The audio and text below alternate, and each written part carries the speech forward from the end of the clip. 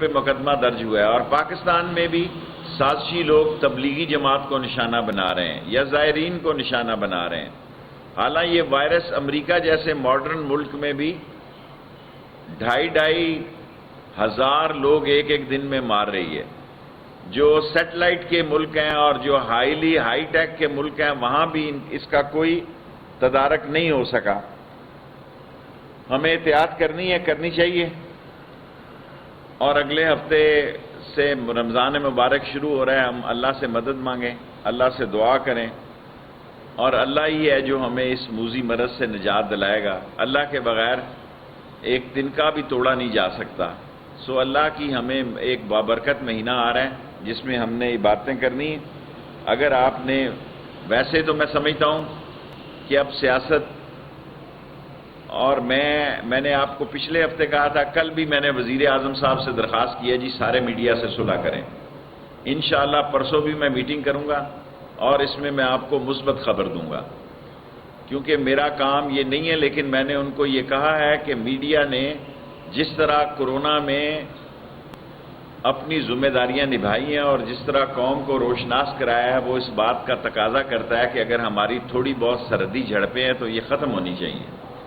اور پاکستان کا میڈیا سب سے اسٹرانگ میڈیا ہے، اور محب وطن میڈیا ہے، اور ذمہ دار میڈیا ہے، اور 60% لوگوں نے، کیونکہ اگر میرا 3-4 کروڑ کا پروگرام ہوتا تھا 5 کروڑ کا، تو میں اب اندازہ کرتا ہوں کہ 7 اور 9 کروڑ تک چلا گیا۔ اس کا مطلب یہ ہے کہ 60% لوگ گھروں میں زیادہ ٹی وی دیکھ رہے ہیں، 60% یا 50% لوگ گھروں میں اور کوئی کام نہیں ہے ٹی وی دیکھنے کے علاوہ۔ اس لیے میں تمام میڈیا کی طرف سے وزیر اعظم عمران خان کی طرف سے دوستی کا ہاتھ بٹاتا ہوں۔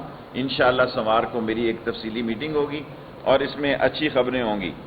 اور میں نے آپ سے عرض کیا ہے، میری خواہش ہے کہ تمام علماء کو، تمام مدرسوں کو، اور ریلوے نے جتنی بڑی مزدوروں نے ایک دن کی تنخواہ دی ہے، اور آپٹما سے زیادہ پیسے ایک دن کی تنخواہ سے جو عمران خان کے فنڈ میں دیے ہیں، حفیظ شیخ میرے چھوٹے بھائی ہیں، میں کیس لڑ رہا ہوں مزدوروں کا، TLA کے تمام کنفرم ہوں گے، اور میری خواہش ہے کہ ان کی تنخواہوں میں، کیونکہ بہت بڑا بحران ہے، اس کورونا نے سفید پوش آدمی کو غریب سے زیادہ دھچکا دیا ہے۔ غریب نے پھر بھی پڑوس سے لے کے یا غریب کی سڑک پہ بیٹھے غریب آدمی کی لوگوں نے خیال رکھا ہے، لیکن سب سے زیادہ جو پوش طبقہ، چھوٹا دکاندار مار گیا، ڈینٹر مارا گیا، ویلڈر مارا گیا، مکینک مارا گیا، باربر مارا گیا، موچیز مارے گئے، شو میکرز مارے گئے۔ سو ہمارا وہ جو محنت کش طبقہ ہے وہ براہ راست متاثر ہوا ہے، اور ہم نے حوصلے پر اس سے کام کرنا ہے، اور ساری قوم کو ایک ہو کر اور نیک ہو کر اس پہ کام کرنا ہے۔ اور خاص طور پر میں سندھ کے مراد علی شاہ صاحب سے کہنا چاہتا ہوں کہ شاہ صاحب یہ لڑائی جھگڑے کا وقت نہیں ہے، قومیں بحران میں اکٹھی ہوتی ہیں، قوموں پہ یہ فرض ہے کہ جب آفات آئیں، جب سیلاب آئیں، جب زلزلے آئیں تو وہ سیاست نہیں کرتے بلکہ مل جل کے اس مصیبت کو بانٹتے ہیں۔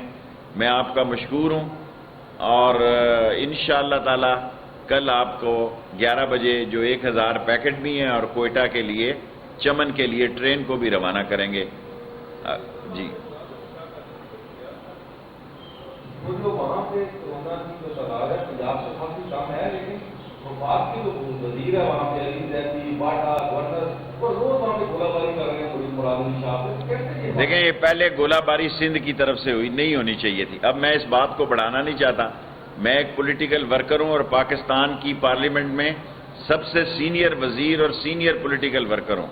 میں ورکر کی حیثیت سے سمجھتا ہوں کہ اس پہ ہمیں اس لڑائی کو آگے نہیں بڑھانا چاہیے۔ جی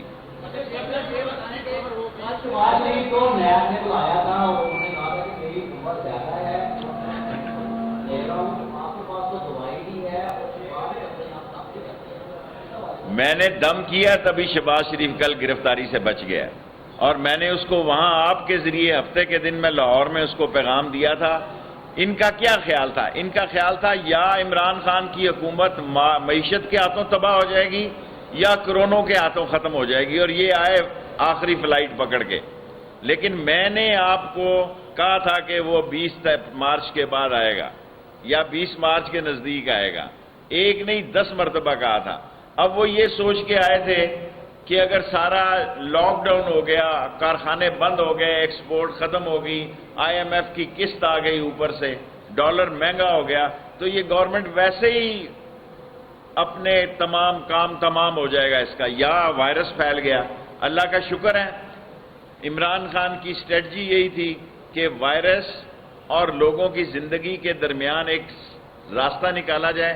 مجھے امید ہے کہ ہمارے ہاں اتنی تباہی نہیں ہوئی جتنی یورپ اور امریکہ میں ہوئی ہے، لیکن ہمیں احتیاط برتنی ہے، ہر قسم کی تباہی کے لیے تیار رہنا ہے۔ اگر تباہی بھی ہوئی اور اکانومی کو بھی آگے لے کے چلنا ہے، اور میں نے آپ سے پہلے کہا ہے کہ عمران خان نے جو یہ کام کیا ہے کہ آئی ایم ایف کی قسط کو آگے کیا، ورنہ اس وقت ہم ڈیفالٹ ہو چکے ہوتے۔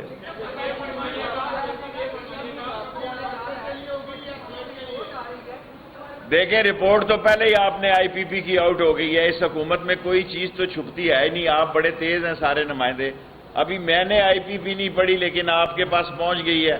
عمران خان کو آپ کریڈٹ دیں کہ آئی پی پی کی رپورٹ ہو، یا عمران خان کو آپ کریڈٹ دیں شوگر کی اور فلورنگ کی رپورٹ ہو، یا اللہ آپ کا بھلا کرے یہ قرضے والوں کی رپورٹ ہو، آپ یہ کریڈٹ دیں یہ عمران خان کے دور میں نکلی ہیں اور نہیں چھوڑے گا وہ، میں آپ کو بتاؤں گا۔ اور میں ہر ٹی وی چینل پہ کہہ رہا ہوں کہ اگر ہم نے ان چوروں کو عمران خان کے اس دور میں چھوٹ گئے پھر ان کو کبھی کوئی نہیں پکڑ سکے گا، فائنل راؤنڈ کر کھیلے گا عمران خان۔ اور یہ کریڈٹ عمران خان کو دیں کہ اس نے آئی پی پی کی رپورٹ جو ہے وہ بنائی ہے، اس نے قرضہ والوں کی بنائی ہے، اور یہ کے پی ٹی کا مجھے نہیں پتا وہاں کیا مسئلہ ہے، مجھے نہیں پتا۔ ان سارے وزیروں کے خلاف کوئی بھی وزیر میرے سمیت نکلا اس کے خلاف کارروائی ہوگی۔ خوشخبری صحت کے لیے ہوگی یا ورکر کے لیے ہوگی؟ جس خوشخبری کا آپ نے ذکر کیا ہے وہ صحت کے لیے ہوگی یا ورکر کے لیے ہوگی؟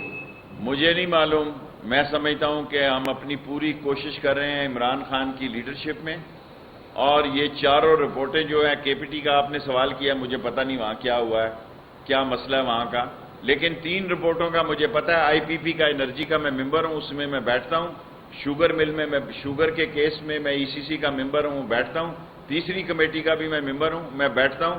میں آپ کو یہ کمٹمنٹ دے رہا ہوں، اگر کوئی آدمی اس میں ملوث پایا گیا عمران خان نہیں چھوڑے گا، اور یہ کریڈٹ اس کو دیں، یہ رپورٹیں اس کے دور میں آئیں۔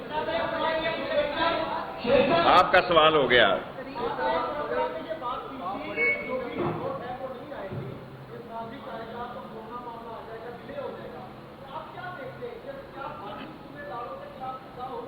میں نے آپ کو اپنا تجزیہ پیش کیا تھا کہ اگر 25 کو نہ آئی تو 30 کو آ جائے گی، اب رک تو نہیں سکتی نا، اتنا بڑا پھٹا ہے، اتنا بڑا آپ نے ایشو پیدا کیا ہوا ہے، اور اتنا بڑا دیکھیں شوگر دنیا میں سستی ہے، پاکستان میں مہنگی ہے، آٹا دنیا میں مہنگا ہے، پاکستان میں سستا ہے۔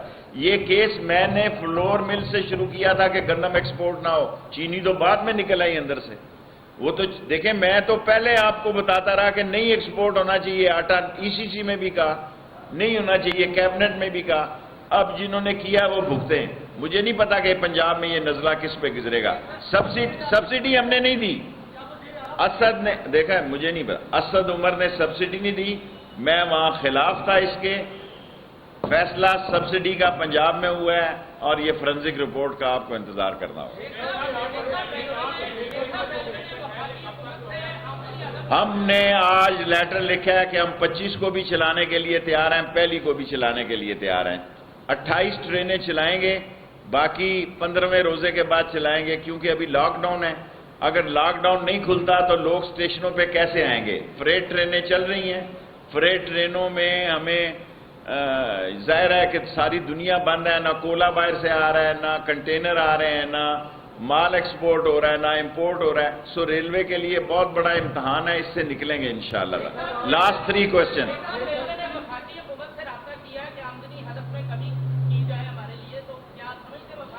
وفاقی حکومت میری ہے، میں وفاقی حکومت کا، اس میں ہم کمی لائیں گے، ہمیں پتہ ہے کب لانی ہے۔ یہ میں سینئر وزیر ہوں، 8ویں دفعہ وزیر بنا ہوں، مجھے پتہ ہے کب کیا کام کرنا ہے۔ جس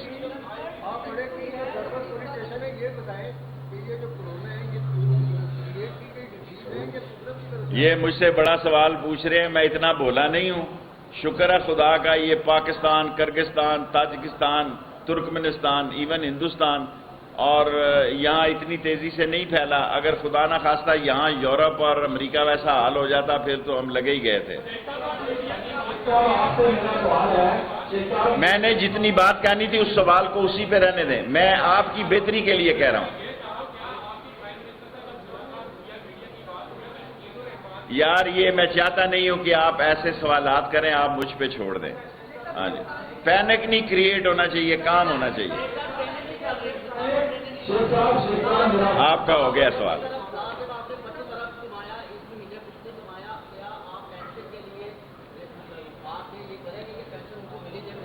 دیکھیں ہماری کوشش ہے پینشن حکومت لے لے، جب تک وہ نہیں لے رہی ہمیں سبسڈی تو دے گی. سیکنڈ لاسٹ کوشچن آپ کا ہو گیا.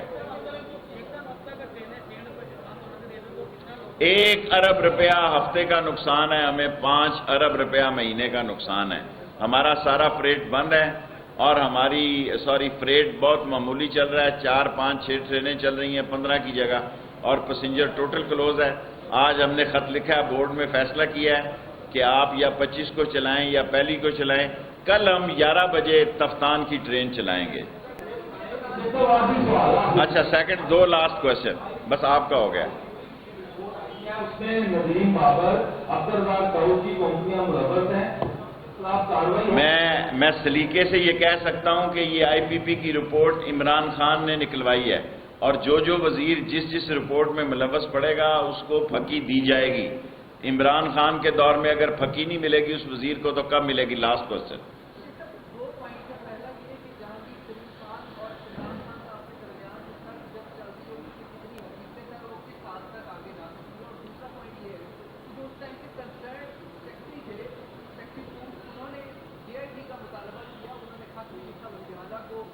چھوٹا سوال کریں نا.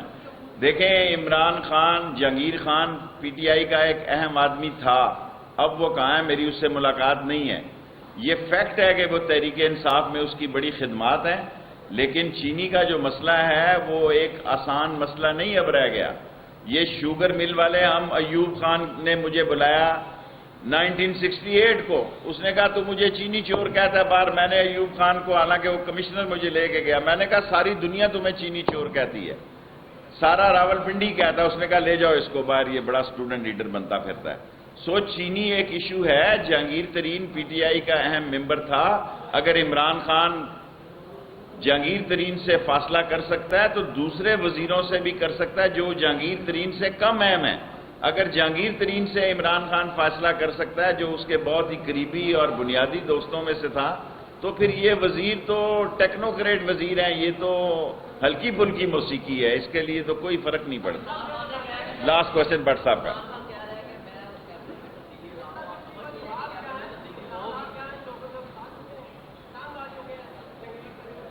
کسی سے کوئی تنگ نہیں آتا سیاست میں آ کے.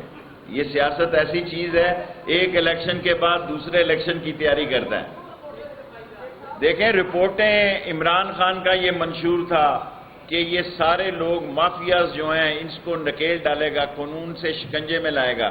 عمران خان نے ساری رپورٹیں جو ہیں جو مافیاز تھے اس کو گھیرے میں لا رہا ہے اور یہی وجہ ہے کہ اب لوگ چیخ رہے ہیں جو مافیا کے ترجمان تھے. لاسٹ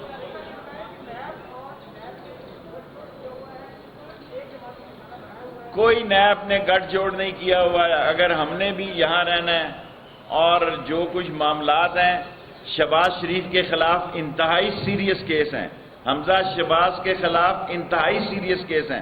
یہ شکر کریں کرونا وائرس، اس کی عمر بھی زیادہ ہے اور وہ کینسر بھی اللہ معافی دے، اللہ اس کو صحت دے، اور کرونا کی وجہ سے وہ بچا پھر ہے. ورنہ اب وہ سوچ رہا ہوگا میں لندن کیسے جاؤں. لندن جائے گا یا اندر جائے گا یہ وقت فیصلہ کرے گا.